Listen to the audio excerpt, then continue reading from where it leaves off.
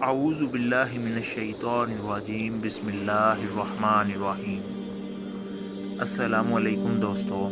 کائنات کی پیدائش اور ابتدائے کائنات ہمیشہ سے ہی ہر شعبہ سے منسلک لوگوں، خاص طور پر فلسفیوں، سائنسدانوں، مذہبی دانشوروں سمیت مختلف شعبہ جات میں انسان کے ہاں ہمیشہ سے مقبول رہے ہیں۔ لیکن سائنس نے ہر چیز کو واضح کر دیا۔ لیکن سوچ کی بات تو یہ ہے کہ یہ سب کچھ اللہ تعالیٰ نے قرآن مجید میں پہلے سے ہی بیان کر رکھا ہے، لیکن ہم غور و فکر نہیں کرتے۔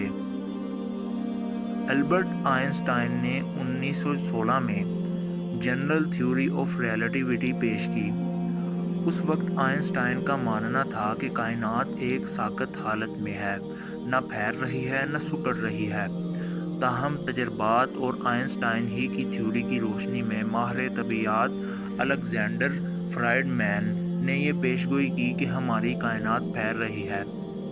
ایڈوین ہبل کی تحقیق نے اس نظریے کو پختہ کیا کہ کائنات مسلسل پھیل رہی ہے۔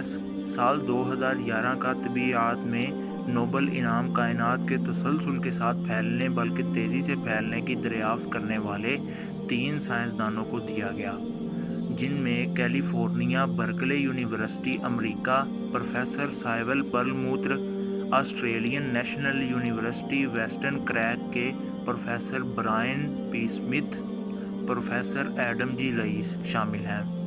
یہ سوال بھی سائنسدانوں کے ہاں زیر بحث رہا ہے کہ اگر کائنات مسلسل پھیل رہی ہے تو اس کے پھیلاؤ کی یقیناً کوئی ابتدا ہوگی۔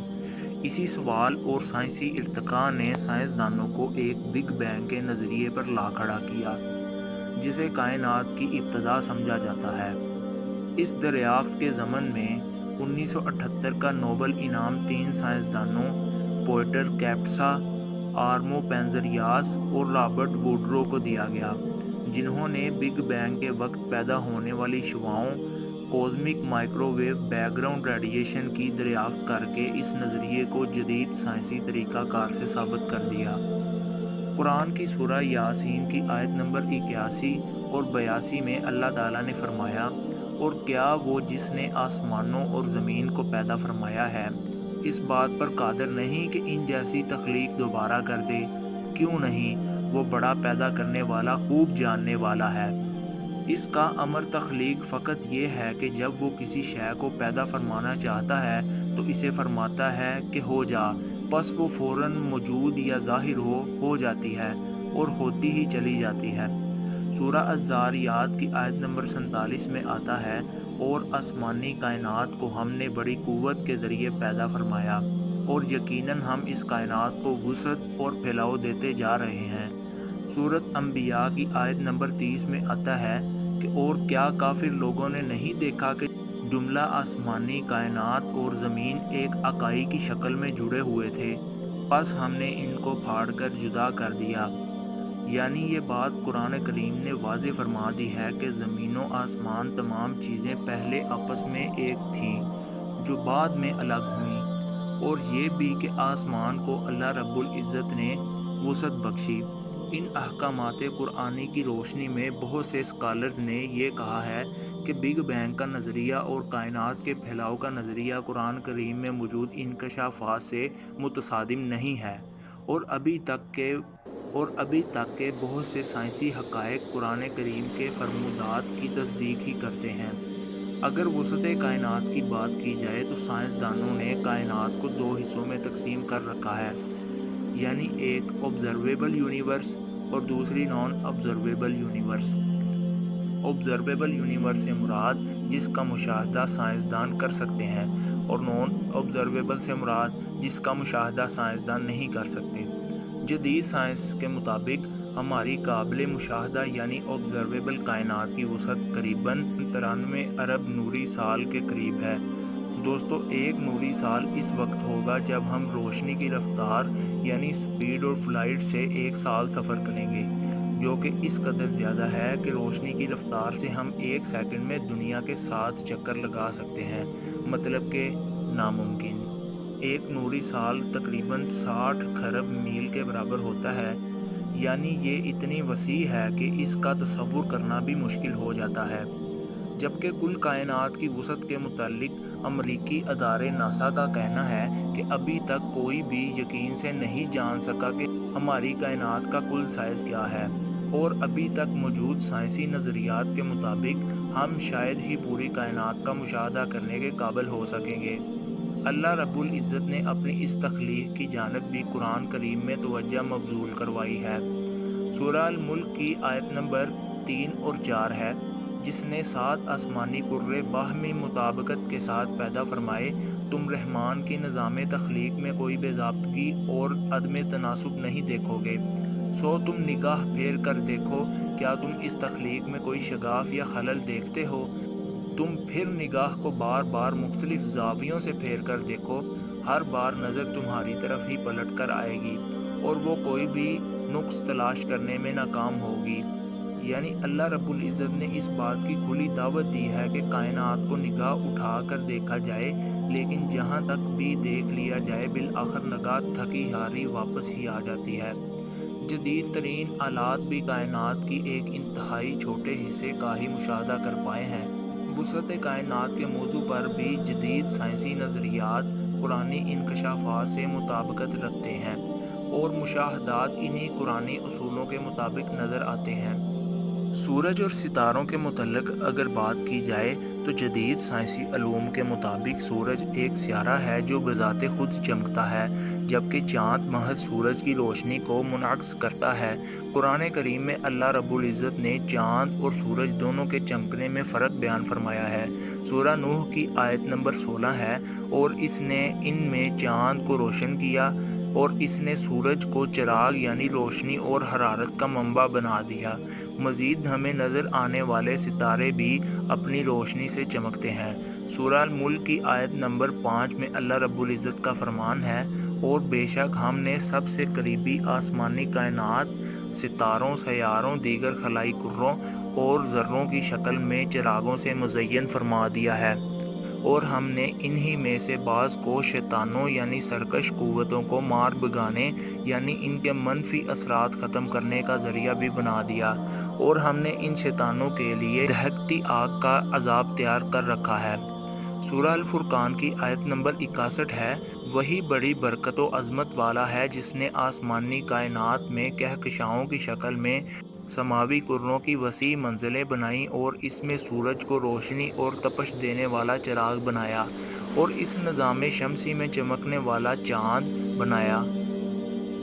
سورہ حامیم سجدہ میں آیت کریمہ ہے، پھر 2 دنوں یعنی 2 مرحلوں میں 7 آسمان بنا دیے، اور ہر سماوی کائنات میں اس کا نظام ودیت کر دیا، اور آسمان دنیا کو ہم نے چراغوں یعنی ستاروں اور سیاروں سے آراستہ کر دیا اور محفوظ بھی، تاکہ ایک نظام دوسرے میں مداخلت نہ کر سکے۔ یہ زبردست غلبہ والے بڑے علم والے رب کا مقرر کردہ نظام ہے۔ فلسفہ اور سائنس کے ہاں ایک لمبی بحث رہی ہے کہ کیا سورج، چاند، زمین اور ستارے گھومتے ہیں؟ کائنات کے جدید سائنسی علوم کے مطابق سورج اور چاند سمیت تمام اجسام اپنے مخصوص مدار میں گھومتے ہیں۔ سورج کی حرکت کے متعلق امریکی ادارے ناسا کا کہنا ہے کہ سورج بلکہ در حقیقت ہمارا پورے نظام شمسی ہی ہماری کہکشاں ملکی وے کے مرکز کے گرد گھومتا ہے۔ ہم اوسطاً 8,28,000 کلومیٹر فی گھنٹہ کی رفتار سے حرکت کر رہے ہیں، مگر اتنی تیز رفتاری کے باوجود اپنی کہکشاں کے گرد ایک مدیر مکمل کرنے میں ہمیں قریباً 230 ملین سال لگتے ہیں۔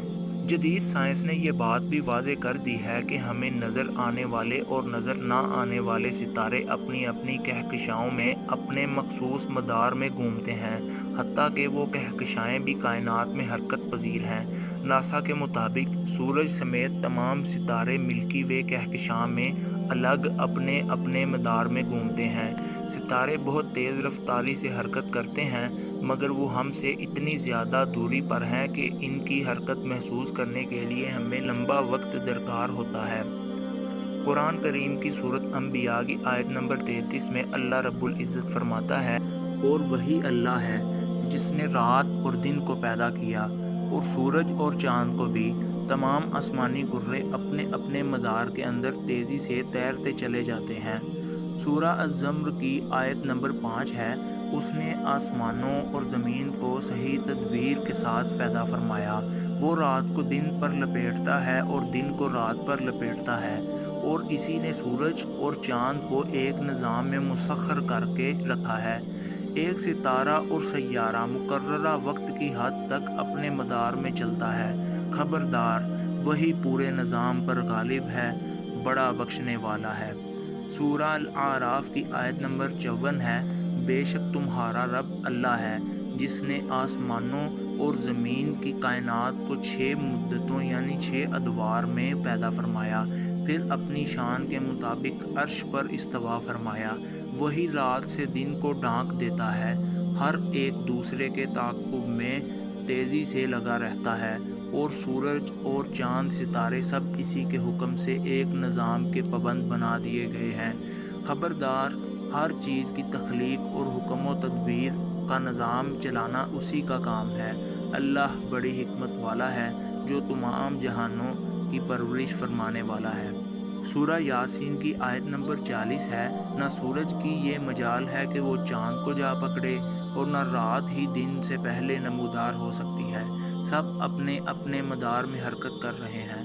یعنی واضح فرما دیا کہ سورج، چاند اور ستارے اسی کے حکم کے تابع اپنے اپنے مدار میں رہتے ہیں۔ جدید سائنسی مشاہدات نے قرآن کریم کی اس حقانیت کی تصدیق کی ہے۔ یہاں یہ سوال بھی اٹھتا ہے کہ کائنات کا مرکز کیا ہے؟ تاہم جدید سائنس کا یہ بھی کہنا ہے کہ کائنات کا کوئی ایک مرکز نہیں ہے، اور ناسا کے مطابق بھی کسی ایک جگہ کو کائنات کا مرکز قرار نہیں دیا جا سکتا۔ چنانچہ زمین اور دیگر ستاروں سمیت تمام اشیاء کی موجودگی اور حرکات و ٹھہراؤ کائنات میں موجود دیگر اجسام کی نسبت سے بآسانی متعین ہوتی ہے، اور یہی معاملہ زمین کا بھی ہے۔ اللہ رب العزت نے اس قدرت کا اظہار بھی قرآن کریم میں فرمایا۔ سورہ النحل کی آیت نمبر 16 ہے، اور دن کو راہ تلاش کرنے کے لیے بھی علامتیں بنائی ہیں، اور رات کو لوگ ستاروں کے ذریعے بھی راہ پاتے ہیں۔ اگر ہمارے ارد گرد ستارے موجود نہ ہوتے تو شاید ہمارے لیے اپنی زمین کی حرکت کو پرکھنا اور زمین کے زاویوں کا مشاہدہ کرنا ناممکن ہوتا۔ آج سائنس جگہ جگہ دین اسلام کی حقانیت کو بیان کر رہی ہے، لیکن ہم مسلمان عمل سے بیزار ہیں۔ دوستو، امید کرتا ہوں آج کی ویڈیو آپ کے لیے انفارمیٹیو رہی ہوگی۔ اگر ویڈیو اچھی لگے تو لائک کیجیے اور چینل کو ضرور سبسکرائب کیجیے گا۔ شکریہ۔ اللہ نگہبان۔